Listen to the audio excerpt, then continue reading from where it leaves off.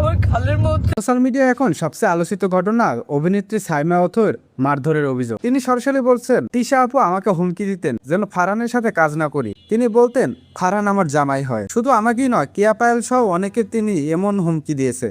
এতে থেমে নেই, তিশা নাকি শুটিং সেটে তাকে নাকি নখ দিয়ে আঁচড় দিয়েছে এবং থাপ্পড় দিয়েছে, ধাক্কা দিয়েছে, ভয়ভীতি দেখিয়েছেন। আর এই অভিযোগ মুহূর্তে সোশ্যাল মিডিয়া আগুনের মতো ছড়িয়ে পড়ে। ঠিক তখনই লাইভে আসেন বাংলাদেশ তারকা সাকিব আল হাসান। তিনি লাইভে বলেন, দেখুন আমাদের মিডিয়া বা বিনোদন জগতে হুমকি দামকি এটা খুবই দুঃখজনক। একজন সহশিল্পীর ওপর শারীরিক বা মানসিক চাপ দেওয়া কখনই গ্রহণযোগ্য না। তিনি আরো বলেন, সামিয়া অথই যা বলছে এটা যদি সত্যি হয় তাহলে সেটা খুবই বড় অপরাধ। শুটিং নিয়ে বিশৃঙ্খলা হলে কাজে পরিবেশ নষ্ট হয়, আর এর খারাপ প্রভাব পড়ে পুরো ইন্ডাস্ট্রির উপর। এক ভক্ত লাইভে কমেন্ট করলেন, সাকিবের উত্তর দেন, যেই হন না কেন সিনিয়র জুনিয়র হুমকি দেওয়া ঠিক না। কেউ কারো ক্যারিয়ার থামিয়ে দিতে পারে না, সম্মান সবচেয়ে বড় ব্যাপার। আরেকজন জিজ্ঞেস করেন, অথৈকে যদি সত্যি ধাক্কা দেওয়া হয়, শারীরিক হেনস্থা মারাত্মক বিষয়। এটা প্রমাণ হলে আইন শৃঙ্খলা বাহিনী ব্যবস্থা নেবে, কিন্তু অযথা কারণ আমি গুজব ছড়ানো ঠিক না। সত্যটা বের হওয়া খুবই জরুরি। আমি সবসময় বলি, শান্তি থাকলে কাজ হয়, কাজ থাকলে শিল্প বাঁচে। ব্যক্তিগত রাগ ক্ষোভ দিয়ে কাউকে ধ্বংস করার চেষ্টা করা খুবই ভুল।